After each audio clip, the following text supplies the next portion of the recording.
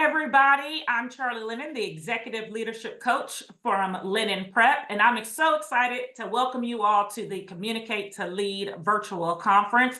We have had so many wonderful guests at the conference, and today is going to be another fantastic guest. So thank you so much, Alexia, for being here with us today. Thank you for inviting me.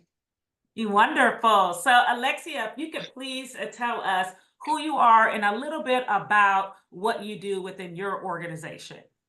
So my name is Alexia Cruz. My education consulting company is Cruz Connected Consulting. So we actually help high school school leaders as well as district leaders to create professional development that is targeted for their high school humanities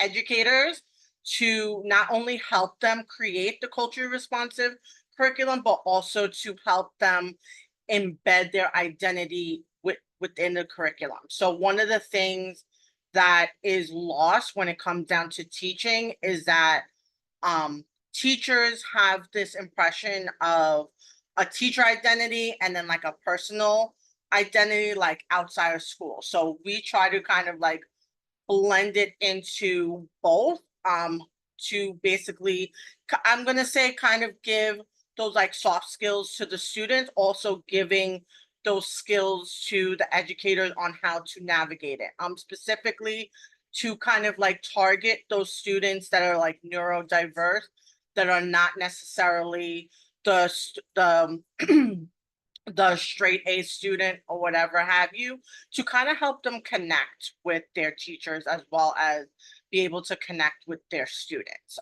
So that's basically what we do. Wonderful. That's well needed in education. There's so much change within education right now. So that's fantastic that you've put something like that together to really help move education forward, because woo, it's tough right now. Most definitely. Yeah. So when we're thinking about that leadership space, there's so many things and so many moving pieces with being a leader. One of the things that's top of mind for me today is just the ability for leaders to be able to make great decisions and be effective decision makers.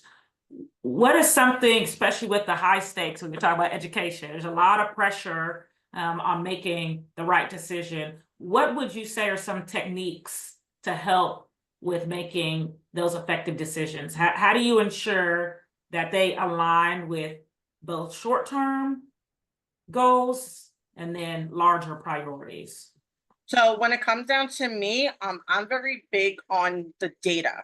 So I do take the data. I don't just take data in terms of like test scores. I take more so data in terms of what I'm actually like seeing as well, because of the fact of that on paper, there may be data that in person or, even interacting with others may be something completely different that you don't get in that like paper to pen data. And I'm saying it in the sense of me as, I'm going to say, as a student myself, when I was in high school or whatever have you, in the K-12 space, and even in college, the way that I show up on paper, so to speak, especially as a Latina, was way different than when I was in the classroom. And I'm saying in terms of like standardized testing or whatever have you, and also making space when it comes down to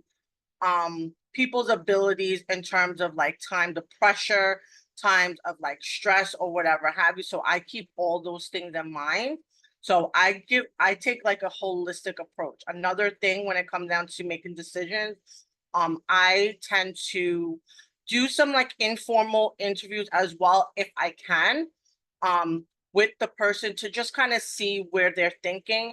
And then from there, I kind of make a executive decision on how to go ahead and to move, or to, if it's an initiative, then to go forward with it. Or if it is something that is like lacking, because that's another thing as well, that my team needs to go ahead and to grow in, I kind of put the things in place when it comes down to that. And in my leadership position, I've been able to go ahead and do that, and it has worked well. So you let the data do the talking. Yeah, pretty much, pretty much. And that's one thing that, as I said before, it's not just about the paper and pen kind of data. It's also the data that you get from other people as well, with when it comes down to like observing. When you're a leader, like you need to like observe very, very well in those like not so evident places. As I said, like it's a skill that it takes, you know, time, because, you know, we've been in those spaces where the leader comes in and like we have a completely different persona versus, you know, just being with our colleagues. So it, as I said, like that's one thing that definitely needs to be put in place to kind of have that like personable, that's part of like getting that data, is to lend yourself to be more like personable as a leader, and you know, also like let your personality shine in a sense, but I've, you know, at the end of the day, like still being that leader. So I know earlier you mentioned being a Latina, which is wonderful. Absolutely. I'm all about the diversity. So as we're thinking about leveraging diverse perspectives, because we see that in this day and age, that's something that we're really trying to value and make sure that people understand the value of a diverse perspective. How have you promoted a diverse and inclusive workplace or team? What would you say to a leader on how they can really leverage those diverse perspectives? So one of the things that I try to do is I try to find out, I'm gonna say like personal but not so personal things about my team that I am working with. And I also kind of see their communication style as well, to see what they, I'm gonna say excel at. So one of the things that I could think of, somebody that was on my team last year, they were very I'm gonna say like they were very, they're very big in like event planning. So all of the events in that organization, they were a very big part of. They were able to like organize. They were able to kind of like lead the way, so to speak, when it comes down to that. So it's not just about like cultural diversity, and that's one of the things that people usually get wrong, that like when you hear diversity, it's just like cultural diversity. It's also on top of that, like where do you fit in the puzzle of the organization. Even though I'm very like multifaceted, at the same time, like um one of my big characteristics, or I'm gonna say like the thing that I excel at, is anything having to do with like organization and like design. So I will be the person that will organize the whole entire presentation or whatever have you. And then at the same time, people on my team are more of like the creatives, that they are able to um put the little, I'm going to say, pizzazz to the presentation or whatever have you. But when it comes down to organizing the whole entire thing, they're like, oh, I don't, that's not my wheelhouse. So basically like putting the pieces of the puzzle together, so to speak. So that's like a very big thing when it comes down to diversity. Another thing is also, I'm gonna say like age gaps as well.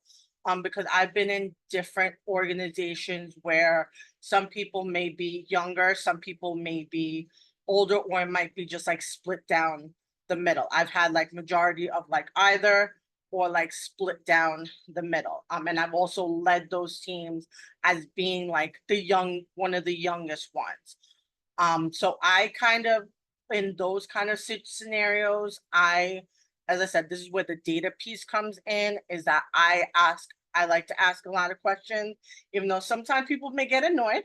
Um, that's one of the reasons why. And I actually explain to people when I am in scenarios in that sense, like, I'm not trying to be nosy, but I'm trying to find out the information so that we're able to go forward. Because as I said, like, I'm a very big organizer person, so I need like all the information, so to speak. So that's a way that diversity can happen in companies, or can happen in just like a small team. As I said, cultural also plays a part.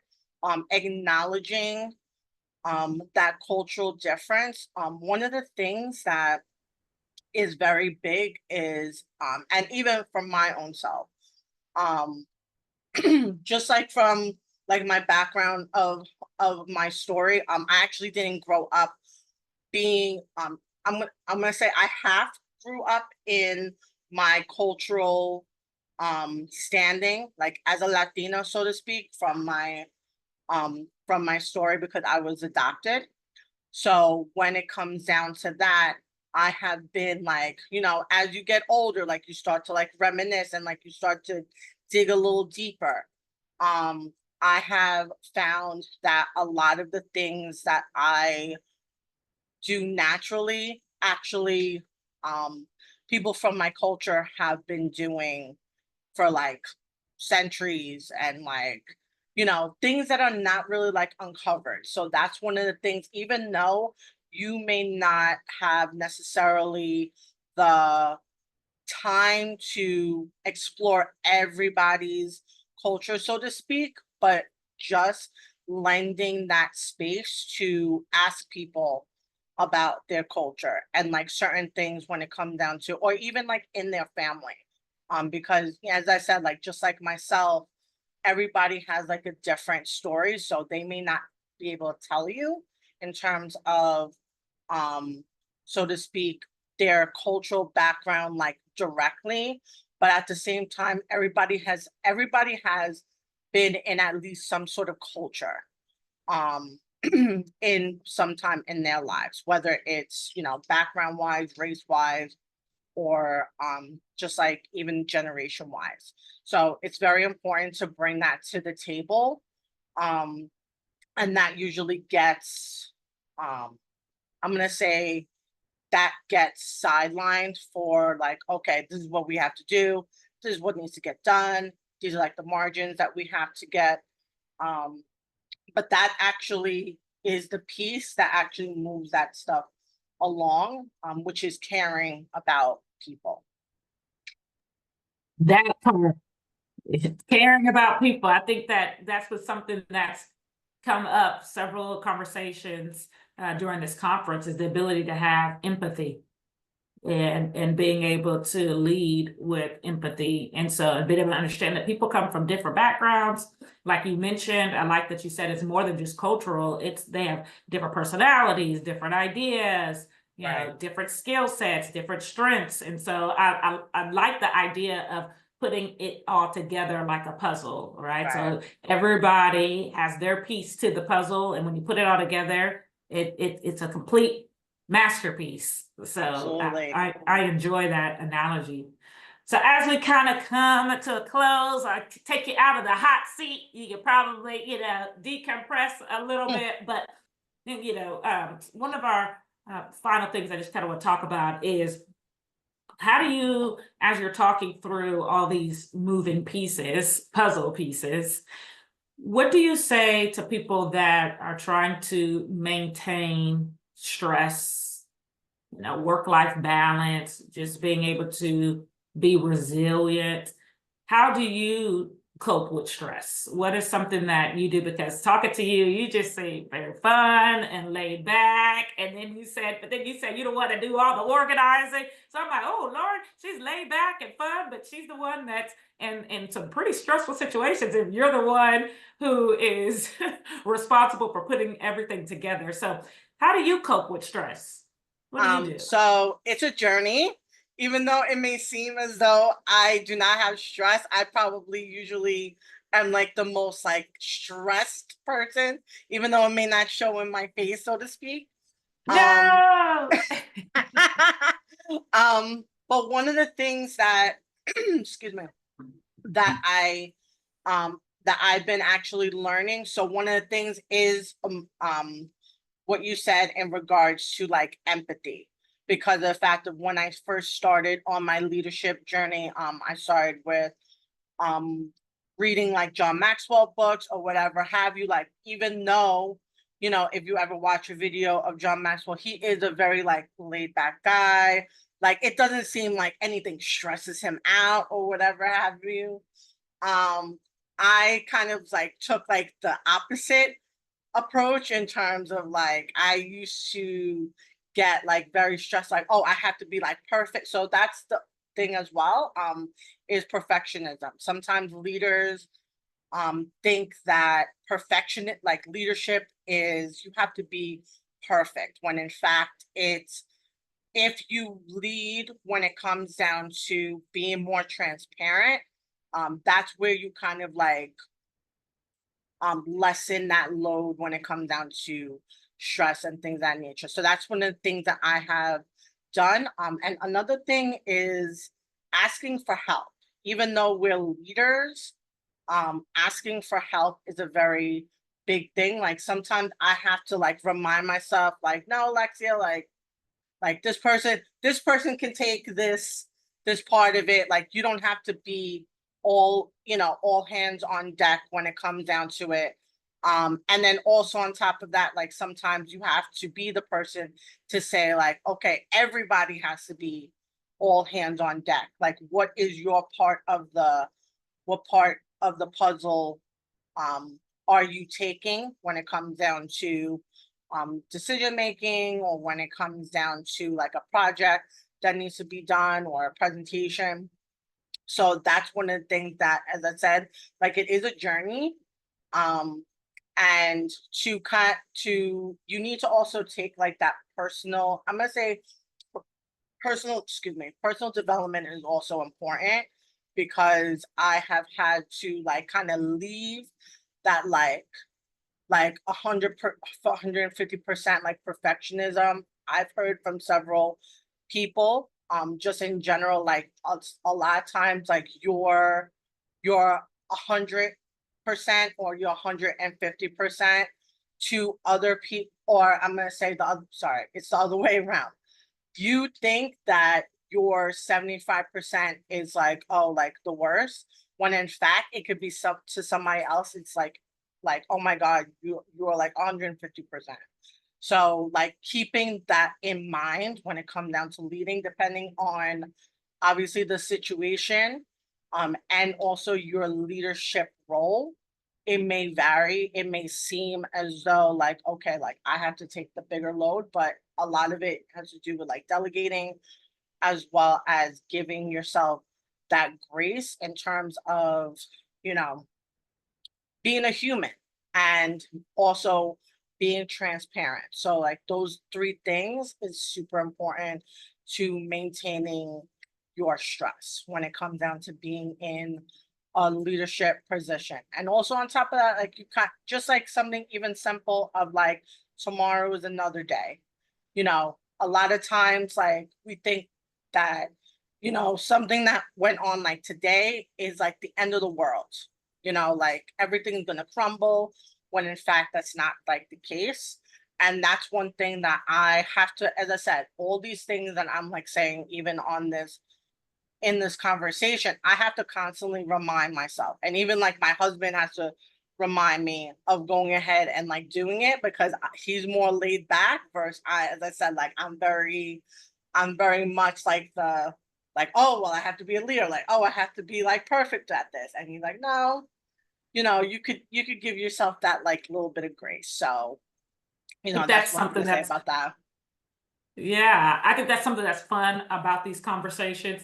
It's like none of us are perfect. So we're talking as leaders about, our experiences. And as we do that, we're stretching ourselves too and growing ourselves and giving, as we talk, we're giving ourselves our own little reminders like, okay, that Absolutely. is something that is not my strength. that I'm constantly working towards, and here's how I'm working towards it. So, you know, it's a level of, like you said, transparency, where we can actually, you know, open the curtain and let people, you know, see what's behind the curtain. And there are days where you're like, I am so stressed and I need to take a step back and I need to ask for help and I need to take a dose of my own medicine and Absolutely. get me some rest and things like that. So you're absolutely right when you're saying that, you know, here's what your recommendations are, but that might not be exactly where you're at just yet, but you're striving to get to that point. Right. I'm with you. My daughter is a bit of a perfectionist, and and my mom says, "Girl, where do you think she gets it from?" I'm like, "Well, you're right. You know, right? You're right. It's something that I need to work on as well." Absolutely. Well, as we come to the end, because I could just enjoy all of the leaders that are here at this conference, but that would be just too selfish of me to just keep y'all all to myself. So as we move to a close, are there any final thoughts that you would like to share with someone who is in leadership right now? What is one thing that you could say to them today to launch them through their journey? What's a one So final? one final thing I would say is invest in personal and professional development. That is the overarching umbrella. Personal and professional development looks different depending on the role and, like, I'm gonna say, the person that you are. So definitely invest when it comes down to those two specific things, because as we said before, that perfectionism is one of the big things that leads to burnout, that leads to even like bad decision making in the moment. So having that, I'm gonna say, like, support, and it could be, and it could even start with just like reading books. And I know, like, as leaders, we don't have, we say we don't have the time or whatever. We have the audio books, we have the podcast, but do something, like invest in your personal and professional development, like every single day. Or I'm gonna say, like, more on a consistent basis, because everybody is different and everybody learns different. And as I said, like, believe in your team. The personal and professional development will help you um, believe in the team that you have, especially if you have a diverse team. Absolutely. Like them coming to Communicate to Lead, right? This is a Yes. professional development opportunity. Keep tuning in and watching all these videos because there's something you can learn from everyone. So that's a great way for us to end today's session by Yes. saying, hey, get your PD on, get a book, audio book. There's no excuse not to know the information anymore because Right. there is a lot of opportunities out there to get the information. So I have appreciated you coming on today, Alexia. I've enjoyed Yes, listening. you as well. Thank you so much for being here. Thank you, everyone who is watching Communicate to Lead virtual conference. Thank you, Alexia. Yeah, bye. Bye. Have a great day. You too.